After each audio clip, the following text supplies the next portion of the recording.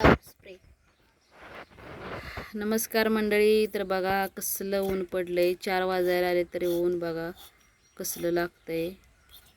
अजिबात हवा नाही, कसलंच वारं नाही बघा. आम्ही बघा सकाळी 12 वाजल्यापासून बाहेर बसतोय 5 वाजेपर्यंत. तर घरात गरम लय होतंय बघा. आत्ता हवा सुटल्या बघा, तुम्हाला दाखवते बघा. झाडं पानं कशी हलते झाडांची बघा. नारळाचं झाड, नारळ आले ती. हे बघा घरामध्ये पिलो आमची काय करतात. पिलो तो पाणी भरते. ते बघा चिमणी आणले तिनं येराडच्या यात्रेतनं. वाजव की बघू, दाखव वाजवून कसं वाजतंय.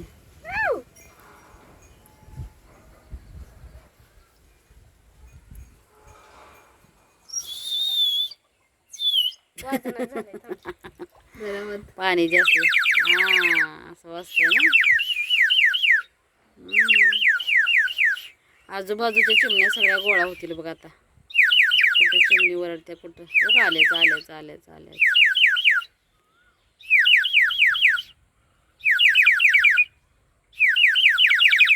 काय काय खेळणे निघतील आणि काय नाही.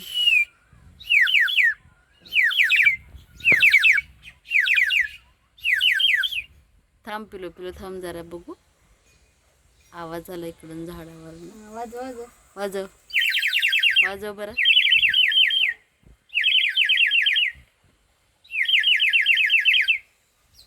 थांब थांब थांब. आहे का, येते का आवाज.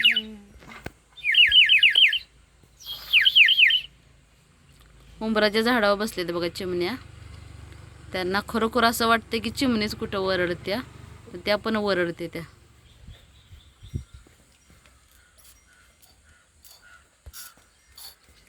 कसं वातावरण झालं. हो, पाणी कसं भरायला लागतं दाखव की. हो का, असं पाणी भरायला लागतं त्याच्यात. थोडं भरायचं असतं ना. थोडं भरायचं, कारण फुल भरले की वाजत आहे ना. असं पाणी भरायचं. आणि बिना पाणी भरता वाजतंय का नाही ना. वेगळंच असते. वेगळंच असते ना. सुट्टी. हा, वाजवल तसं पाणी बघा आतलं कसं चिमणीच्या हलतंय.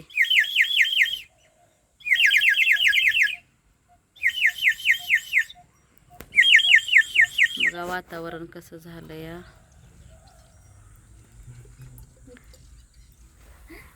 चिमण्यांचा आवाज आता तुम्हाला मोबाईलमध्ये दिसणार नाही क्लिअर, कारण बघा वरती चिमण्या उडते त्या, दिसत नाही क्लिअर ना. अजून ऊन भरपूर आहे बघा कडक. किती चिमण्या गोळा झाले त्या. हो, चिमण्या वरडते त्या. उंबराच्या झाडावर आहे. उंबराचं झाड आहे बघा. उंबराच्या झाडावर बसलेले चिमणी. आता किती जरी झूम केलं ना तरी चिमणी काय ह्यातनं दिसणार नाही बघा. आणि चैत्रपालवी काय म्हणतात त्याला, चैत्रपालवी फुटली. चैत्रपालवी, चैत्र महिन्यात झाडाला पालवी फुटते का नाही, तसे हिरवगार झाले बघा उंबराचं झाड. त्याच्या आधी का नाही सगळी पानं गळून गेलेली ती, आणि झाड कसं दिसत होतं बघा. काय ते म्हणतात ना, चैत्र महिन्यात चैत्रपालवी फुटते सगळी झाडं, असं नाही की उंबराचं. त्या बघा कसं हिरवगार झालं, हिरवगार. आणि आमचं शेवगा आहे बघा, शेवगा देशी शेवगा आहे.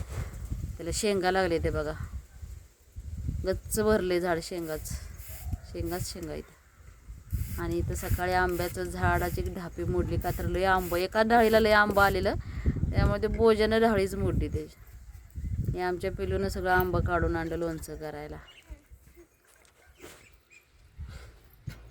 आंबे दाखव थांब गेले मी.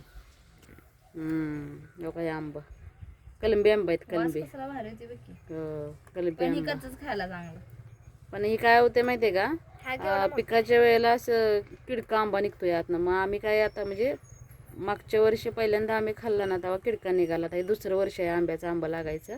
त्यामुळे आम्ही ठरवलं की आता लोणच्याला आलाय तोपर्यंतच खायचं, पिकस्तोवर ठेवायचंच नाही ते आंबा. आता त्याचं लोणचं करणार आहे आम्ही. सगळं काढलं नाही ती, कारण काय झालं ढापीला जरासा जीव हाय थोडासा, म्हटलं असू दे जे काय बारकं राहिले ते आंबं ती मोठं होतील हे बघ. नंतर आपण खाऊ ते आंबा. करून दाखवते बघा झाड. अहो काय शायनिंग मारू नकोस. काही झाड आहे, डाळी मोडले त्याची. आणि तीच म्हणजे प्रत्येक वर्षी ह्याच साईडची डाळी मोडते का तर त्या म्हणजे एवढं नाजूक झाड आहे ना, वरती एवढ्या ढाप्या नाही त्या एका डाळीला. हां खोबरे आंबा म्हणते. आंबट नाही अजिबात. तरी पण आम्ही साखर, चटणी, मीठ, तत्तू पण आहेत बघा. तत्तूचं झाड आहे. तत्तू पण लागते. ते काळे तत्तू, लाल तत्तू. पण खायला काळेच चांगले भरपूर लागलेत. पण जरा झाड मोठं झाल्यामुळं का नाही काय हाताला येत नाही ती. वरते ते कळत पिकले वरते आणि हिरवे खाली राहिले ते. कारण खालची आमच्या पिलूनं काढून खाल्ले त्यामुळं खाली हिरवे राहिले ते. चिचुंदरीनं खाल्ले ते. स्प्रेनं पाणी मारते बघा केलेलं होतं. मार गरमच होते तेवढं काय करायचं. किती जरी पाण्यात बसलं ना म्हशीसारखं की शरीराला थंडावा नाही आहे का नाही. सकाळची गरम पाण्यानं आंघोळ करते आणि नंतर असं स्प्रेनं गार पाणी. ते पण फ्रीजमधलं पाणी आहे बघा. फ्रीजमधलं थंड पाणी, गार पाणी आहे. त्यात भरलं त्या बाटलीमध्ये. सारखं बघा असं करत बसते. मस्त वाटते. वाऱ्यानं माझ्याकडे येते बरं का पाणी. भारी वाटतंय ना. अजून बघा ऊन कसं आहे बघा. 4-4:30 वाजायला तरी ऊन आहे अजून. कसलं भयान ऊन आहे बघा. कडक एकदम बेकार उन्हाळा पडलाय बघा. बेकार यावेळेस. अजून मे महिना आहे. आता एप्रिल चालू झालाय. आता सुरुवात आहे.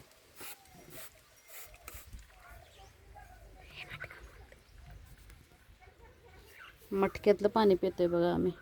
असं भरून ठेवते. रोज घासायचं, रोज भरून ठेवायचं. नाही घासला की पाणी काय गार राहत नाही. उबाळ आणि घासलं एकदम बर्फागत पाणी हो का. पाणी बघा थंड मटक्यातलं पाणी. आम्ही फ्रीजमधलं पित नाही का तर काय होतं पावसाळा लागला की नंतर आमचं डोकं सर्दी जाम होतं. आम्हाला का नाही ते सूटच होत नाही पाणी फ्रीजमधलं. त्यामुळे आम्ही मटक्यातलंच पाणी पितो. आणि कसं आहे फ्रीजमधल्या पाण्यानं ताणच भागत नाही. हे कसं नॅचरल पाणी आहे ना आपलं मटक्यातलं. कोयना नदीचं पाणी आहे बघा. कोयना नदीचं. आम्ही कुठल्या पण गावाला जाऊ द्या आम्हाला तिथल्या पाण्यानं ताणच भागत नाही. ह्या पाण्याची सवयच लागून गेली आहे आम्हाला. इथं आल्याशिवाय आम्ही म्हणजे गावावरून आलो कुठल्या पण गावाला गेलो 2-3 दिवस सुट्टीला तर गावावरनं किंवा बाहेर गेलो 1 दिवस जरी बिसलरीतलं पाणी पिलं तर ताणच भागत नाही. घरी आलो की एवढं मनसोक्त बसून पाणी पितो ना. ह्या पाण्याशिवाय आमची ताणच भागत नाही बघा. हे असं काय आमच्याकडं वातावरण झालं आहे बघा. असं एकदम बेकार ऊन बघा. आत घरात जाऊच वाटत नाही.